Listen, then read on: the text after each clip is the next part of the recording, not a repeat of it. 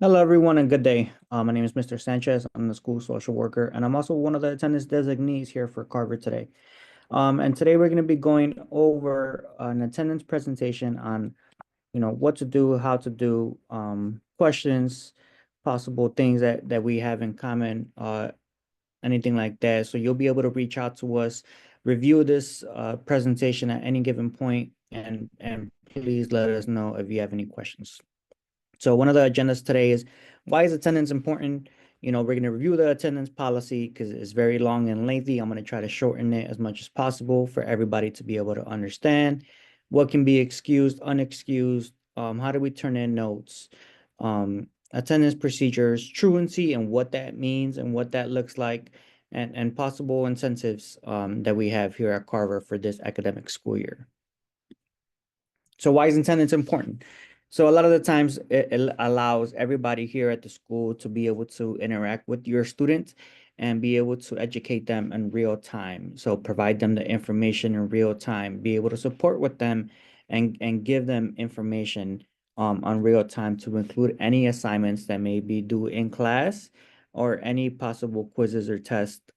They can make them up with the rest of their peers and they will have to reschedule everything that any test that and later on during the week and that just powers up. So negative impacts. So it allows the students to be less proficient in all subject matters, whether it's math, English, science, etc. And again, if they miss any additional assignments, they have to reach out to the specific teacher and schedule it at a later date and time.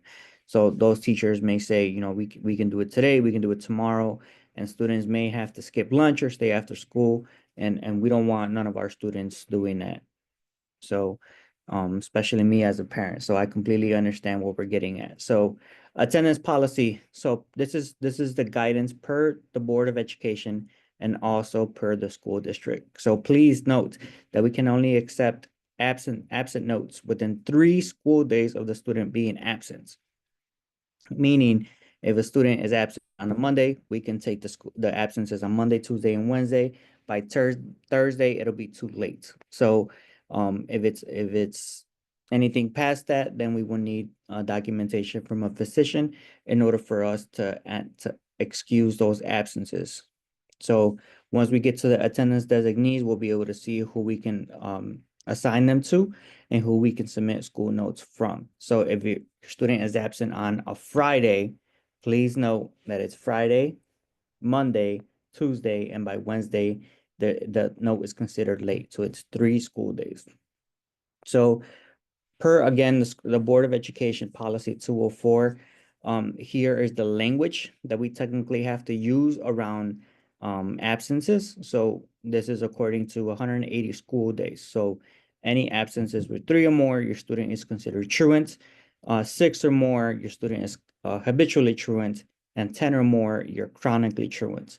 So I understand that, a lot of the times when we're throwing the word truant out there, it's a little scary. You know, and truants, it can be one of those words that, at least for me as a parent and for you guys as parents, can seem a little bit scary, but it's just the wording that the school has to use.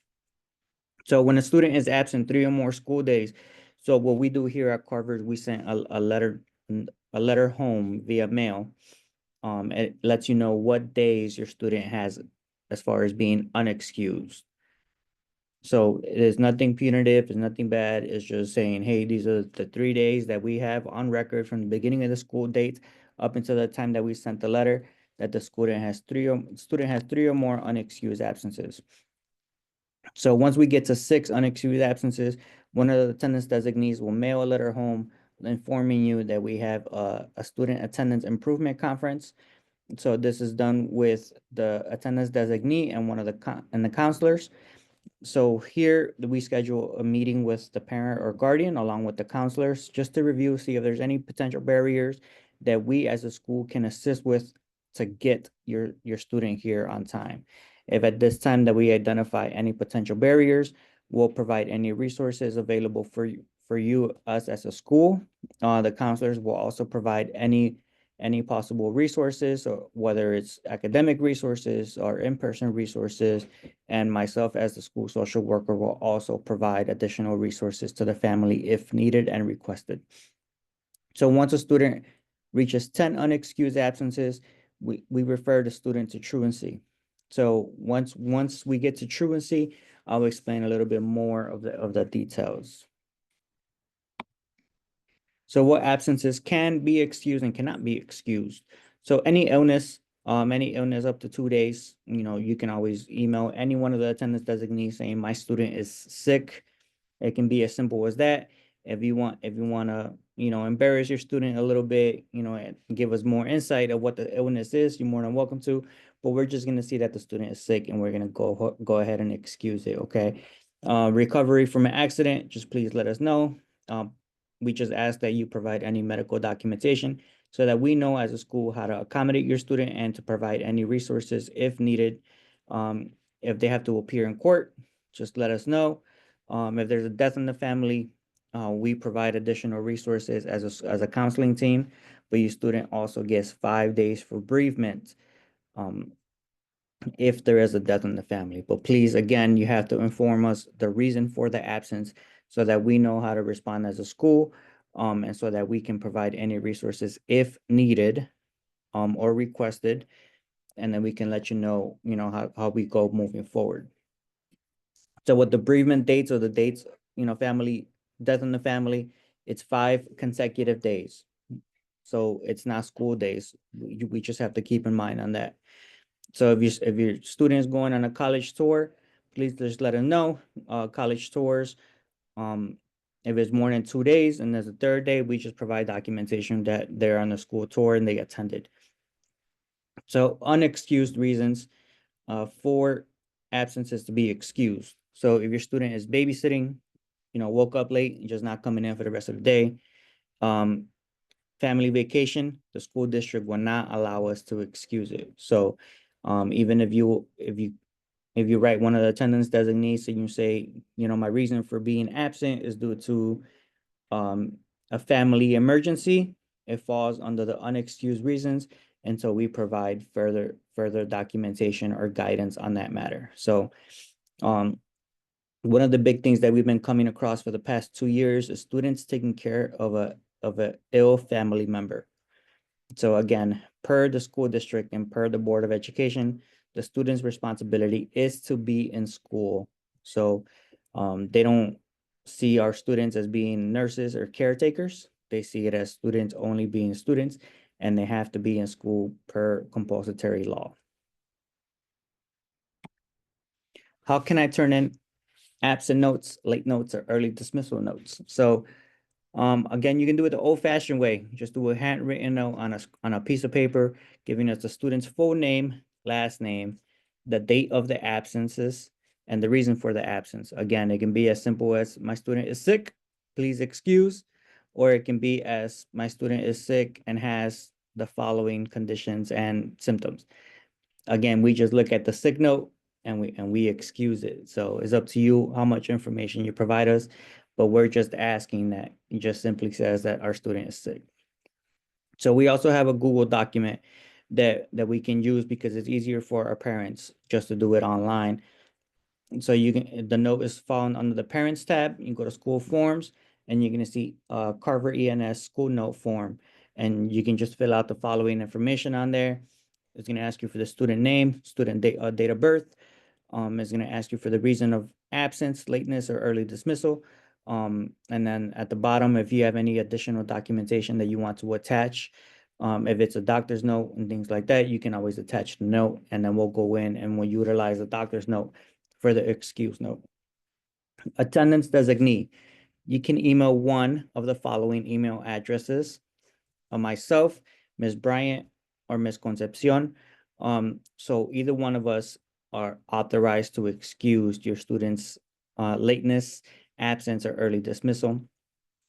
So you can only email. If you want to email one of us, we'll get the note and we'll excuse it, and we work collaboratively to excuse these notes.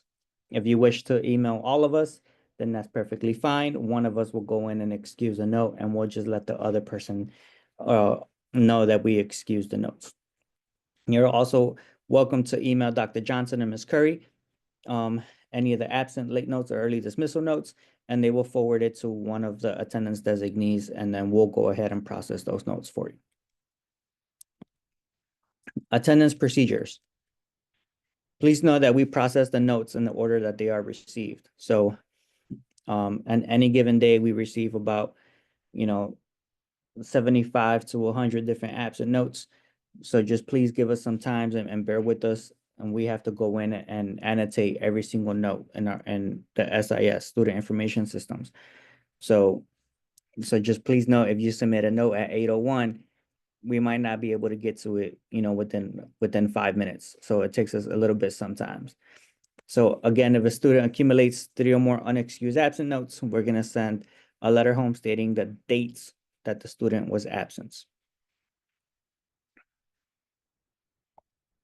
So truancy court. So we all know that truancy court or going to any court can be, triggering, or it can be a scary situation. But the way that truancy court is going to work here for the school system is you get a letter once we submit the student to truancy that has only 10 or more unexcused absences. From there, we submit it to the school district. The school district submits it to truancy court. From there, you will get a letter in the mail letting you know what date, time, and location that you would have to appear into court. So once you appear into court or regional truancy court, from there, they're going to have a school district representative to meet you there prior to meeting any magistrate and or judge at that time. Depending on the reason for the absences, the history of the absences, and whether or not there's communication with the school, they will either assign you a case manager, and that case manager will assist you for the remainder of the school year and see where you're at as far as attendance. So if you have to go in front of the judge will determine or designate any additional resources to you to be able to ensure that your student continues to come to school continuously. So as far as the school district guidelines, that's kind of where we're at. If there's any additional services that need to be conducted or any adjudication that needs to be done, it'll happen at the court level. But again, there will be a school district representative there to guide you through this entire process. So attendance incentives. So this school year, this academic school year 24-25, we developed a program called Zero Heroes, where during the fourth quarter, we will be, giving an incentive to all of our students that have 0 absences and 0 latenesses to school. So this school year, we're going to the Mutter Museum on May 8th, 2025. This is just a way to say thank you to all of our students for coming into school and doing what they're supposed to. And ensuring that, we as a school guide them and give them, something positive for them doing their hard work. So I want to thank you for listening to this attendance presentation. Again, any resources that you may need, any resources or additional information that you may need, you can reach out to any of the attendance designees and we'll be able to provide that information for you. Dr. Johnson and Ms. Curry are also going to be available resources if you have any additional questions. And feel free to reach out to any one of the counselors and they'll be able to also direct you with any information that you may need concerning attendance. If there's any questions, please feel free to reach out to us via email, or you can give us a call here at the school at 215-400-7380. So again, thank you for everything that you guys are doing. And if there's any additional information that you may need, please see school district website and attendance guidelines. Have a good day.